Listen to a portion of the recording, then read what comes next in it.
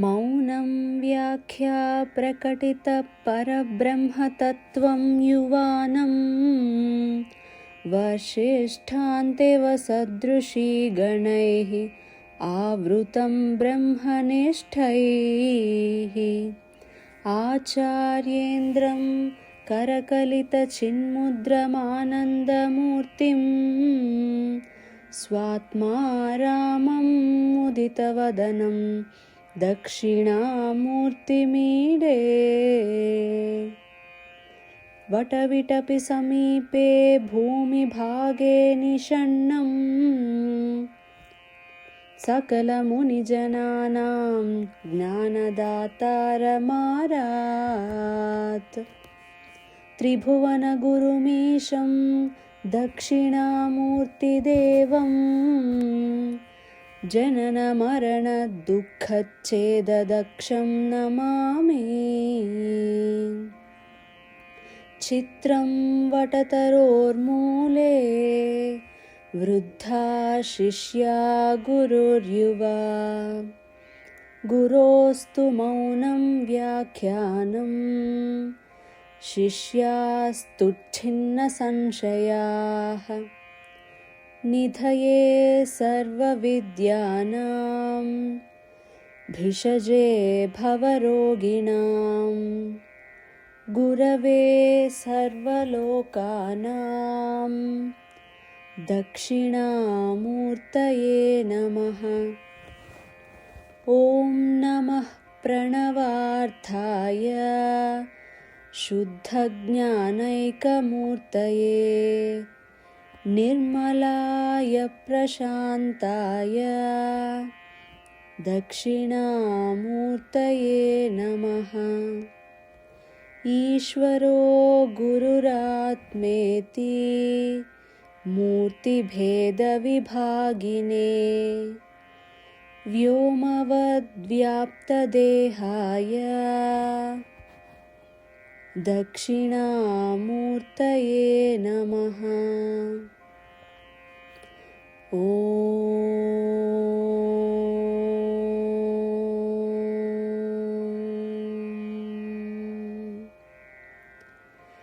विश्वं दर्पणदृश्यमाननगरीतुल्यं निजान्तर्गतं पश्यन्नात्मनि मायया बहिरिवोद्भूतं यथा निद्रया यः साक्षात् कुरुते प्रबोधसमये स्वात्मानमेवाद्वयम् तस्मै श्रीगुरुमूर्तये नम इदं श्रीदक्षिणामूर्तये। बीजस्यान्तरिवाङ्कुरो जगदिदं प्राग्निर्विकल्पं पुनः मायाकल्पितदेशकालकलना वैचित्र्यचित्रीकृतम् मायावीव विजृम्भयत्यपि महायोगी वयः स्वेच्छया तस्मै श्रीगुरुमूर्तये नम इदं श्रीदक्षिणामूर्तये।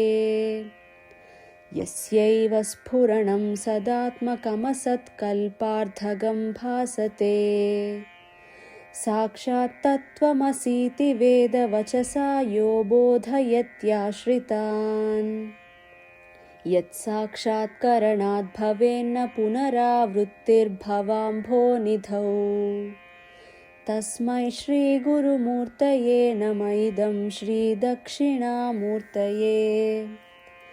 नानाच्छिद्रकठोदरस्थितमहादीपप्रभाभास्वरं ज्ञानं यस्य तु चक्षुरादिकरणद्वारा बहिस्पन्दते जानामीति तमेव भान्तमनुभात्येतत्समस्तं जगत् तस्मै श्रीगुरुमूर्तये नम इदं श्रीदक्षिणामूर्तये।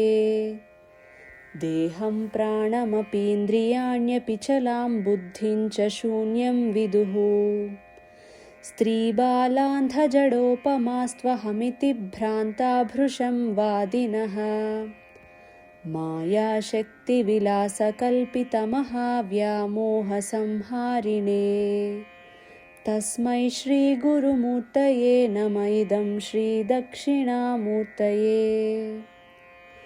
राहुग्रस्तदिवाकरेन्दुसदृशो मायासमाच्छादनात् सन्मात्रः करणोपसंहरणतो यो भूत्सुषुप्तः पुमान्। प्रागस्वाप्समिति प्रबोधसमये यः प्रत्यभिज्ञायते तस्मै श्रीगुरुमूर्तये नमः इदं श्रीदक्षिणामूर्तये।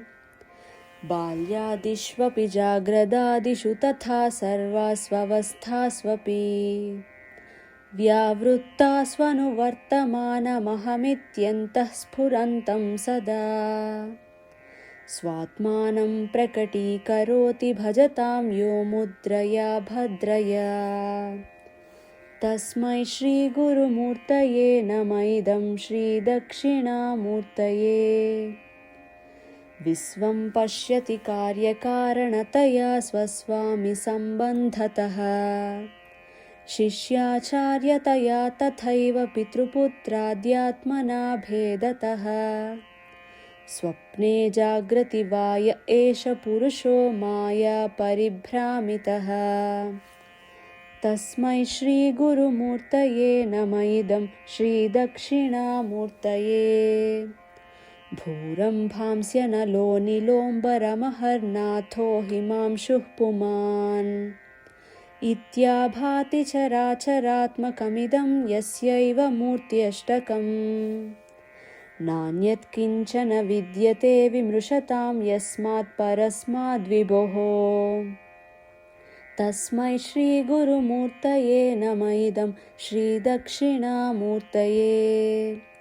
सर्वात्मत्वमिति स्फुटीकृतमिदं यस्मादमुष्मिंस्तवे तेनास्य श्रवणात् तदर्थमननाध्यानाच्च सङ्कीर्तनात् सर्वात्मत्वमहाविभूतिसहितं स्यादीश्वरत्वं स्वतः सिद्ध्येत्तत्पुनरष्टधा परिणतं चैश्वर्यमव्याहतम्।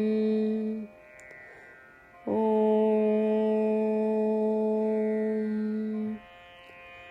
इति श्रीमद्शङ्कराचार्यविरचितं दक्षिणामूर्तिस्तोत्रम् सम्पूर्णम्।